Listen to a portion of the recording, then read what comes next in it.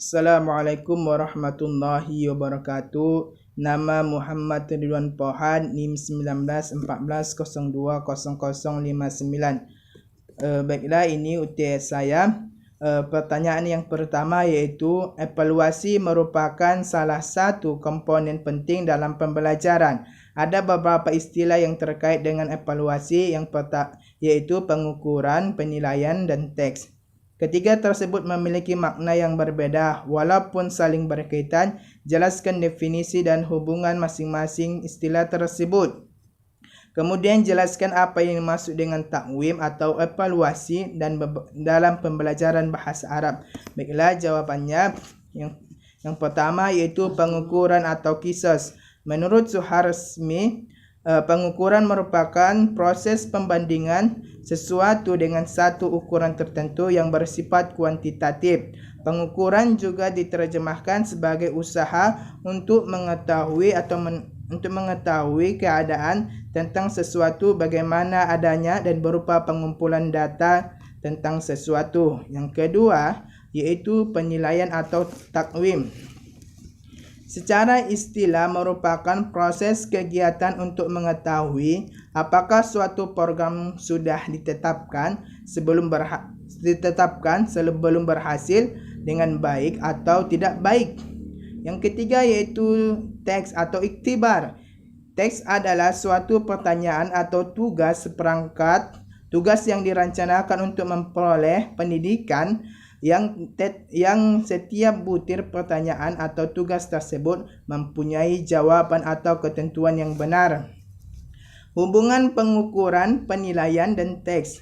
Proses dari pengukuran, penilaian, evaluasi, dan teks merupakan kegiatan atau proses yang dilakukan secara berkesinambungan atau berurutan, yang dimulai dari pengukuran, kemudian penilaian, serta yang terakhir yaitu evaluasi. Sedangkan teks merupakan proses atau kegiatan yang termasuk dalam bagian pengukuran. Takwim adalah suatu proses pengumpulan data yang mengetahui sejauh mana siswa dan hal apa dan bagaimana tujuan pendidikan bahasa Arab itu tercapai, dan proses itu disengaja dan direncanakan untuk memperoleh informasi atau data kemudian membuat sesuatu keputusan. Soal yang kedua, setiap kegiatan evaluasi memiliki tujuan, sasaran, dan prinsip-prinsip pelaksanaan. Jelaskan dengan contohnya dalam evaluasi pembelajaran. Tujuan evaluasi. Salah satu tujuan evaluasi mengetahui keberhasilan proses pendidikan dan pengajaran di sekolah. Contohnya, seberapa jauh keaktifan dalam mengubah tingkah laku ke arah tujuan pendidikan yang akan diharapkan dengan baik. Sasaran evaluasi adalah segala sesuatu titik pusat pengamatan kerana penilaian menginginkan tentang informasi tersebut. Dengan demikian, sasaran penilaian untuk unsur-unsurnya meliputi ada input, transformasi, dan output.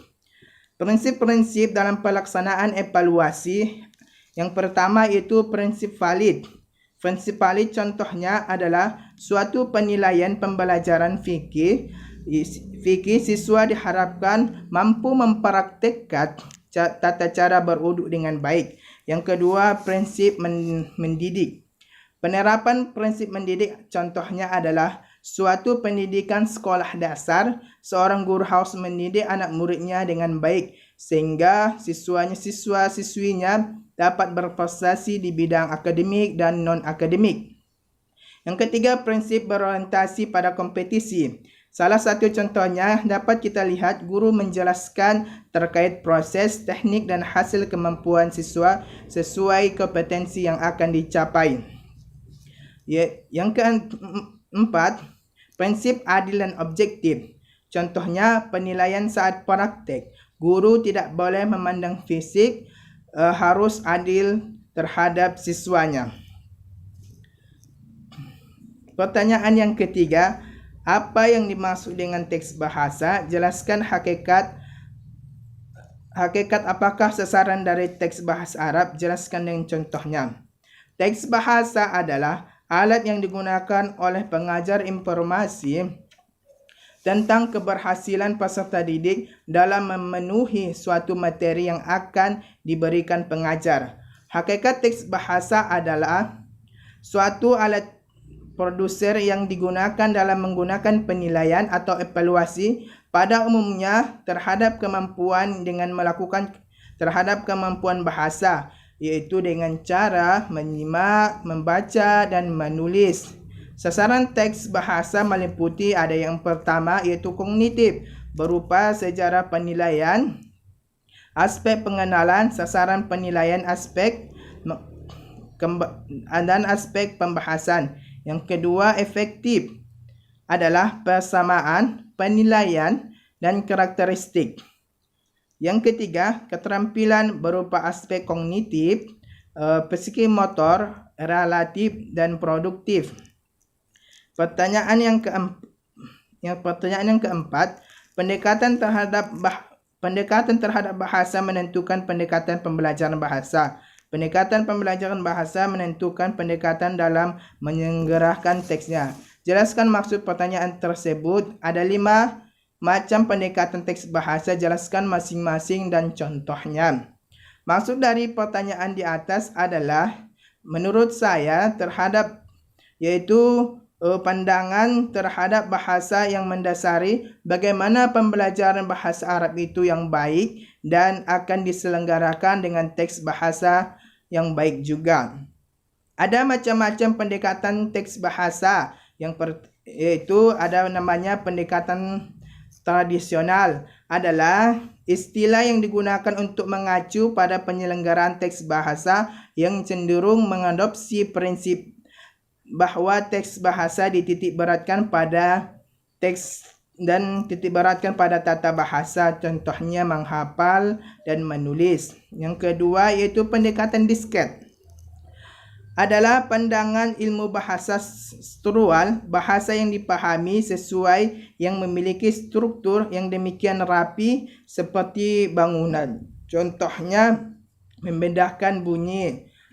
Ada yang namanya pendekatan integratif, lebih sesuai dengan kebutuhan nyata di mana kemampuan dan unsur bahasa diperlakukan dan dipisah-pisah. Contohnya bahasa itu disatukan dan bukan dipisah-pisah.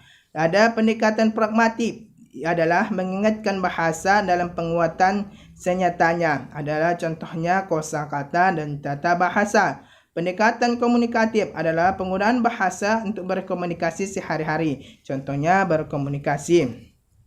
Yang kelima, soalnya jenis teks bahasa termasuk teks bahasa Arab. Dapat dilihat kriteria tujuan penyelenggaraan, tahapan waktu penyelenggaraan, cara menyusun jumlah peserta, bentuk jawaban, cara menilai, acuan penelitian, aspek bahasa, dan berdasarkan cara menyusun. Jelaskan 5 di antara beserta contohnya. Jenis-jenis teks bahasa berdasarkan teks bahasa di dalamnya. Yang pertama, teks kemampuan menyimak, adalah kemampuan peserta teks memahami isi wacana yang diberikan oleh pembicara. Yang B, yaitu teks kemampuan berbicara, adalah kemampuan berbicara untuk mengatur tingkat kemampuan secara lisan. Yang C, kemampuan membaca, adalah memahami isi teks yang dipaparkan dan dibaca. Yang D, teks kemampuan menulis, adalah mengukur tingkat perasaan dan meluapkan perasaan dan pikirannya secara tertulis. Teks kemampuan menghafal, adalah mengukur tingkat kemampuan menghafal dan ingatan peserta didik. Yang F, teks kemampuan kosakata, adalah mengukur tingkat penguasaan tentang kosakata.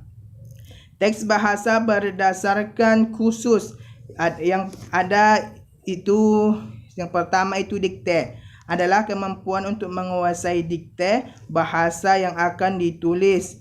Yang kedua, tekstologi, adalah kemampuan memilih dan memahami wacana atas dasar penguasaan dan penggunaannya, atau disebut dengan esai. Teks bahasa berdasarkan cara penyusunannya. Ada namanya teks berstandar. Adalah satu teks yang dimana pertanyaan yang lama dan sebagian besar pertanyaan dikerjakan mengikuti petunjuk yang sama. Yang kedua, teks berdasarkan guru. Adalah guru membuat teks kepada siswanya. Jenis-jenis berdasarkan jumlah peserta. Yang pertama ada perorangan, adalah teks yang diberikan perorangan, contohnya pribadi. Yang kedua adalah teks kelompok, adalah teks yang diberikan berkelompok, contohnya diskusi. Jenis-jenis bahasa berdasarkan nilai penilaiannya, yaitu ada teks objektif, adalah teks dengan menggunakan ukuran yang sudah ada atau ditentukan, contohnya pilihan berganda. Teks subjektif adalah teks yang dilakukan dengan ukuran-ukuran dengan kategori, contohnya esai atau uraian. Sekian, saya sudahi. Assalamualaikum warahmatullahi wabarakatuh.